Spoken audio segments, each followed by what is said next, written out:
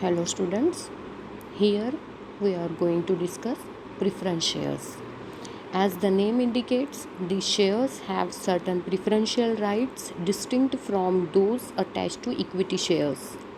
The shares which carry following preferential rights are termed as preference shares. A preferential right as to payment of dividend during the lifetime of the company and a preferential right as to return of capital in the event of winding up of company. So preference shares उन shares को कहा जाता है जो प्राथमिक अधिकार देते हैं.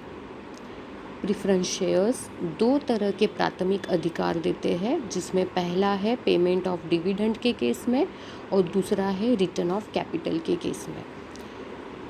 प्रेफरेंस शेयर अपने होल्डर्स को डिविडेंड का प्राथमिक अधिकार देते हैं.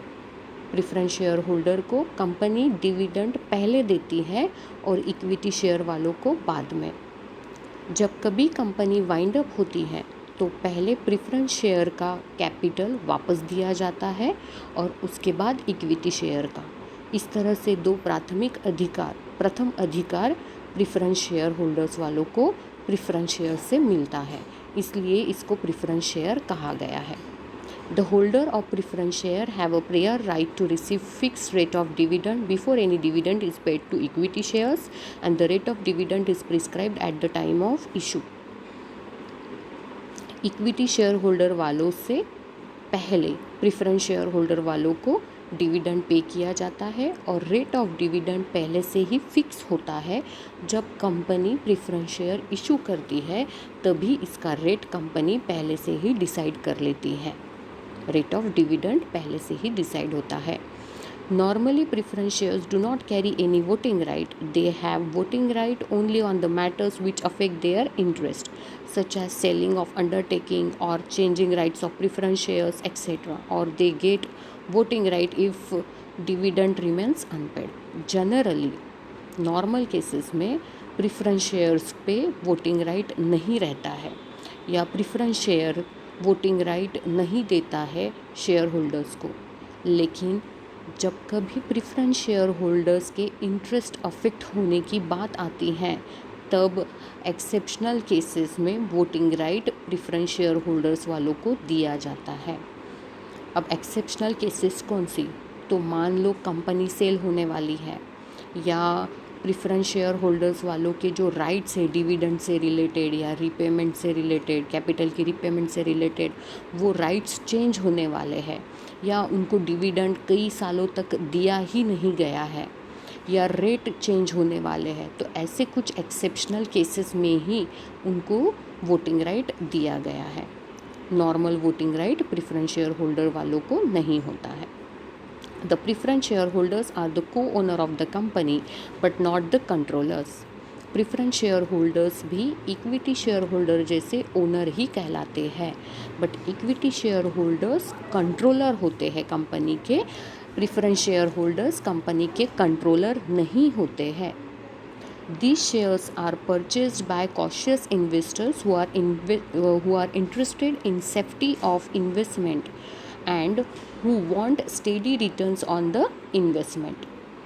ये प्रेफरेंस शेयर्स वो इन्वेस्टर्स खरीदते हैं जो कि सेफ इन्वेस्टमेंट करना चाहते हैं, जो रिस्क नहीं लेना चाहते हैं, जिनको कांस्टेंट एंड फिक्स रिटर्न चाहिए होता है in the form of income. ऐसे ही इन्वेस्टर्स प्रेफरेंस शेयर्स में पैसा इन्वेस्ट करने के लिए इंटरेस्टेड रहते हैं. जबकि इक्विटी शेयर खरीदने वाले इन्वेस्टर्स एडवेंचरस नेचर के होते हैं. वो सेफ गेम नहीं खेलना चाहते हैं, वो रिस्क उठाना चाहते हैं, इसलिए वो इक्विटी शेयर खरीदते हैं. Now we will discuss features of preference shares. Preference for dividend. As we have discussed earlier, preference shares have first charge on distributable amount of annual net profit. The dividend is payable to preference shareholders before it is paid to equity shareholders. Company का जो भी distributable amount रहेगा profit का, वो पहले dividend के तौर पे प्रेफरेंस शेयर वालों को दिया जाएगा और उसके बाद में ही इक्विटी शेयर वालों को दिया जाएगा। तो इस तरह से डिविडेंड के पेमेंट में प्रथम अधिकार प्रेफरेंस वालों को मिलता है। The second feature is preference for repayment of capital. Preference shareholders have a preference over equity shareholders in respect of return of capital when company is liquidated. It saves preference shareholders from capital loss. Company बंद होने पर पहले share capital का return repayment preference share holders वालों का होता है और उसके बाद में इक्विटी शेयर होल्डर वालों को उनका कैपिटल वापस दिया जाता है। इस तरह से प्रेफरेंस शेयर होल्डर वालों का कैपिटल लॉस बच जाता है। सो हम कहेंगे कि कंपनी अगर बंद हो गई तो पहले कंपनी की असेट और प्रॉफिट को कंसीडर किया जाएगा और उसको कंसीडर करके पहले प्रेफरेंस शेयर होल्डर वालों का शेयर कैपिटल का रीपेमेंट होगा। फिर अगर कुछ पैसा बचता है तो इक्विटी शेयर होल्डर वालों का पैसा, कैपिटल का पैसा उनको वापस दिया जाएगा। Next point is fix return. The shares carry dividend at fixed rate. The rate of dividend is predetermined at the time of issue. It may be in the form of fixed sum or may be calculated at fixed rate. The preference shareholders are entitled to dividend which can be paid only out of profits. If the directors in financial crisis decide not to pay dividend, the preference shareholders have no claim for the dividend. So fixed return किस हिसाब से बोला गया है कि preference share company जब issue करती है तभी उन शेयर पे कंपनी डिविडेंड का रेट फिक्स कर देती है। 3%, 4%, 1% इस तरह से कंपनी अपने डिस्क्रिशनरी अथॉरिटी के हिसाब से, डिस्क्रिशनरी पावर के हिसाब से प्रेफरेंस शेयर के डिविडेंड का रेट पहले से ही इशू के टाइम पे डिसाइड कर लेती है। इसीलिए इसको प्री डिटरमाइन बोला गया है, पहले से ही डिसाइड और डिटरमाइन कर लिया जाता है रेट ऑफ डिविडेंड। उस वजह से जब कभी board of director dividend declare करते हैं तो वही फिक्स रेट का डिविडेंड प्रेफरेंस शेयर वालों को मिलता है। यहाँ पर एक चीज़ हमने ध्यान देनी चाहिए कि अगर कंपनी को प्रॉफिट नहीं होता है तो कंपनी डिविडेंड डिक्लेयर नहीं करेगी। ऐसे समय पे प्रेफरेंस वालों को डिविडेंड नहीं मिलेगा। लेकिन जब कभी कंपनी को प्रॉफिट होता है और कंपनी डिविडेंड डिक्लेयर करती है तो पहले डिसाइड किए हुए रेट पर ही डिविडेंड प्रेफरेंस शेयर होल्डर्स वालों को पे किया जाएगा। Next is nature of capital. Preference shares do not provide permanent share capital, they are redeemed after certain period of time. A company cannot issue irredeemable preference shares. Companies Act 2013 has banned issue of irredeemable preference shares. So now companies can issue only redeemable preference shares. Companies Act 2013 से preference shares, irredeemable nature के preference shares का issue होना ban हो गया है। अब सिर्फ redeemable nature के ही प्रेफरेंस शेयर्स कंपनी इशू कर सकती है। तो रिडीमेबल प्रेफरेंस शेयर्स यानी क्या? ऐसे शेयर्स जिनके कैपिटल का रीपेमेंट कंपनी उसके लाइफ टाइम में ही कर देती है उसको बोला जाता है redeemable preference shares. Equity shares irredeemable nature की होती है। इक्विटी शेयर्स के कैपिटल का रीपेमेंट कंपनी वाइंडिंग अप यानी बंद होने के बाद ही करती है, लाइफ टाइम में नहीं करती। जबकि प्रेफरेंस शेयर्स के कैपिटल का रीपेमेंट कंपनी लाइफ टाइम में ही कर देती है। इसलिए इक्विटी शेयर को परमानेंट शेयर कैपिटल बोला जाता है और प्रेफरेंस शेयर्स को परमानेंट कैपिटल नहीं माना जाता, क्योंकि इसके कैपिटल का रीपेमेंट कंपनी कुछ सालों बाद कर देती है। 20 साल बाद, 22 साल बाद कंपनी इसका रीपेमेंट कर देती है। Preference capital is raised at a later stage when company gets established. The shares are issued to satisfy the need for additional capital of the company. Newly establish company है तो पहले वो equity share issue करती है और कुछ समय बाद में कुछ सालों के गैप के बाद में वो प्रेफरेंस शेयर इशू करती है एडिशनल कैपिटल के लिए। Preference share capital is safe capital as the rate of dividend and market value does not fluctuate. Preference share capital को सेफ कैपिटल माना गया है, जबकि इक्विटी शेयर को रिस्क कैपिटल माना जाता है। रीज़न ये है कि प्रिफरेंस शेयर पे फिक्स रेट का डिविडेंड मिलता है। प्रिफरेंस शेयर की मार्केट वैल्यू बहुत ज़्यादा फ्लक्चुएट नहीं होती है, वेरी नहीं होती है, चेंज नहीं होती है, जबकि इक्विटी शेयर की मार्केट वैल्यू बहुत ज़्यादा फ्लक्चुएट होती है, वेरी होती है। और इक्विटी शेयर का जो डिविडेंड का रेट है वो भी कंपनी के प्रॉफिट और लॉस के हिसाब से कम ज़्यादा होते रहता है। इसलिए इक्विटी को रिस्क कैपिटल बोला है और प्रिफरेंस के शेयर कैपिटल को सेफ कैपिटल बोला है। Next feature is market value. The market value of preference share does not change as the rate of dividend payable to them is fixed.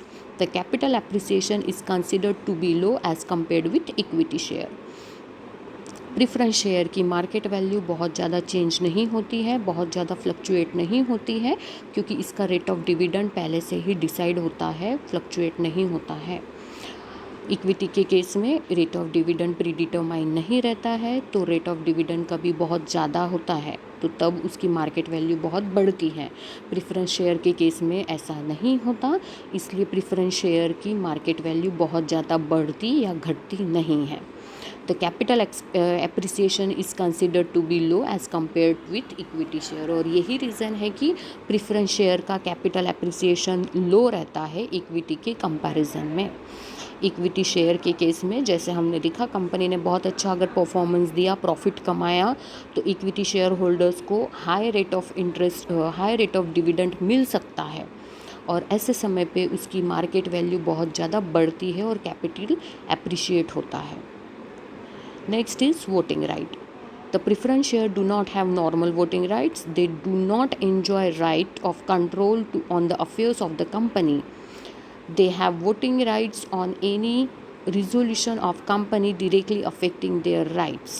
ये हम already discuss कर चुके हैं कि equity share holders are the controllers of the company and they enjoy normal voting right, whereas preference shareholders, even though they are the owners of the company, but they are not the controllers of the company, and therefore they do not enjoy normal voting rights.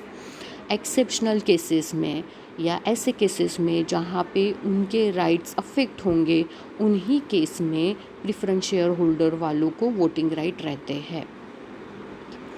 Next feature is risk.